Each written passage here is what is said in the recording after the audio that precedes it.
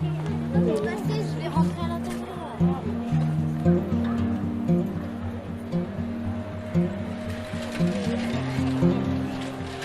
왜 우린 존재 자체로 행복할 수 없는가? 여러분은 이런 질문을 해보신 적이 있으신가요?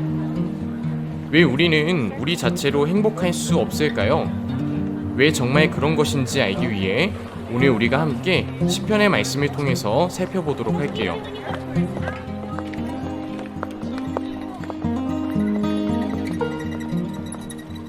시편은 정말로 쉽게 풀어본다면 문학의 장르 중 하나인 시, 바로 그 시들을 묶어놓은 시집이라고 할 수 있어요. 시편은 총 150편으로 되어 있으며 이름이 표기된 사람들로는 7명이 있고 그 이상의 사람들이 시편에 들어가는 시들을 만들었다고 보고 있어요. 특히 이 시편에는 가장 유명하면서도 가장 많은 시를 지은 사람이 있으니 바로 골리앗을 쓰러뜨린 다윗이었어요. 다윗은 시편 150편 중 그중 절반이라고도 할 수 있는 70편의 시를 만들었어요. 성경의 시편을 보게 되면 다른 성경의 부분들에서는 쉽게 보지 못하는 인간 개인의 솔직한 감정들이 등장하는 것들을 보게 돼요.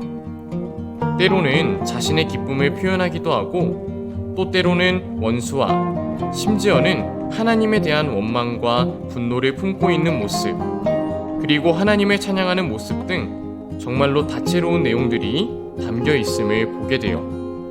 즉, 하나님의 백성들의 희노애락이 담겨 있는 사전이라고도 할 수 있겠죠. 정말로 많은 이야기들이 또 많은 감정들이 등장하지만 시편에는 저자가 다양하고 그 내용이 하나같이 같지 않음에도 불구하고 한 가지 통일되게 흐르는 주제가 있어요. 그것은 바로 하나님의 영광에 대한 찬양이에요. 바로 역사의 모든 순간 속에서 그리고 각 개인의 지극히 작은 삶 속에서 이 모든 것을 선하게 통치하시고 이끌어 가시는 하나님의 영광에 대한 찬양 말이죠. 시편 1편, 즉 시편의 첫 머리가 되는 다윗이 지은 이 시는 그런 내용을 대표한다고 볼 수 있어요. 다윗은 글 첫 머리에 다음과 같이 선포해요. 복 있는 사람은 이라고 말이죠. 특별히 여기서 복, 즉 원어 히브리어로 에세르라는 말은 행복, 행복한이라고도 번역할 수 있는데 이를 다시 원어에 가깝게 번역한다면 행복한 사람은 이라고 말할 수 있겠죠. 다윗은 행복한 사람은 누구인가? 여러분이 질문했던 내용에 대해 답하고자 하고 있어요. 그가 어떤 대답을 하는지 보기에 앞서서 먼저 다윗이 행복한 사람이 누구인지에 대해 말할 수 있었는지에 대해서 잠시 이야기해 보려고 해요.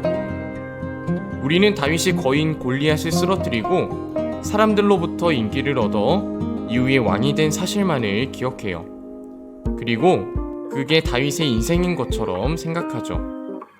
하지만 다윗은 그리 평탄하고 쉬운 인생을 살았던 사람이 아니었어요. 그는 하나님의 사람으로부터 왕으로서 기름 부음을 받았지만 왕이 될 거라고 말한 이후 약 10년 동안이나 이스라엘의 초대 왕인 사울로부터 죽지 않기 위해 도망다닌 인생을 살았어요.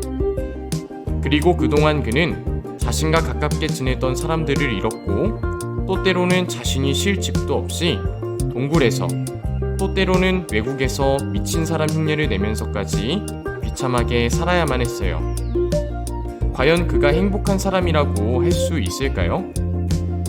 아니, 가장 불행해 보이는 그가 행복한 사람이 어떤 사람이라고 말할 수나 있었을까요? 그런 비참한 상황 가운데 있던 다윗이었지만 다윗은 자신을 둘러싼 상황과 환경이 어떻든지 진정한 행복을 놓치지 않았어요. 그가 행복할 수 있었던 이유는 무엇이었을까요?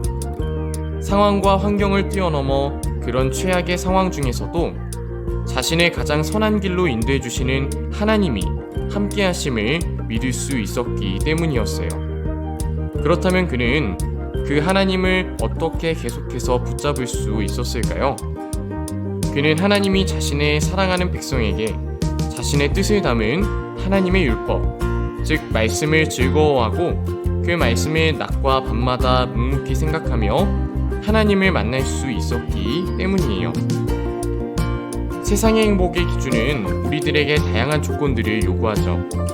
남들보다 좋은 스펙, 좋은 학교, 좋은 대학을 나와야지만 우리에게 완전히 보장된 행복이 찾아온다고 이야기해요. 하지만 정말로 그럴까요? 물론 사람들의 인정받음을 있을 수 있는지는 몰라도 그것으로 궁극적인 행복을 얻을 수는 없어요. 이번 코로나 사태는 우리들에게 그것을 보여주었어요. 인간이 쌓아놓은 모든 것들은 작은 바이러스 하나로도 모두 무너질 수 있어요. 우리의 스펙도, 좋은 학교도, 좋은 대학도, 좋은 직장도 이 순간에는 과연 무슨 소용이 있을까요? 우리는 환경과 상황에 따라 무너질 수도 있는 것을 붙잡아서는 안 돼요. 하나님의 백성들에게는 어려움과 고난 속에서도 쓰러지거나 무너지지 않는 굳건한 기둥이 있어요. 바로 하나님이세요. 우리는 하나님을 붙잡고서 있을 때 진정한 행복을 상황과 환경의 구애 없이 지킬 수 있어요. 그분은 이 세상을 창조하신 창조주로서 모든 것을 뛰어넘으시며 가장 선한 길로 자신의 백성을 인도하시는 영광이 가득한 그런 분이시기 때문이에요. 특별히 우리는 그분을 날마다 붙잡기 위해서 날마다 영광스러운 하나님을 만날 수 있어야만 해요. 그분을 붙잡기 위해서 우리가 무엇을 할 수 있을까요? 다윗과 같이 하나님의 말씀을 즐거워하고 낮과 밤마다 묵묵히 그 말씀을 새기며 나아갈 때 우리는 매일의 삶 속에서 하나님을 만날 수 있게 돼요. 왜 우리는 행복할 수 없을까요? 내가 하나님과 함께하지 않기 때문이에요. 그렇다면 우리는 어떻게 행복할 수 있을까요? 하나님을 만나는 일, 그 안에서 우리는 진정한 행복을 누릴 수 있어요. 한 주 하나님의 말씀을 통해서 다윗과 같은 행복한 사람들이 되는 우리 중고등부 여러분들이 되시길 주님의 이름으로 간절히 소망합니다.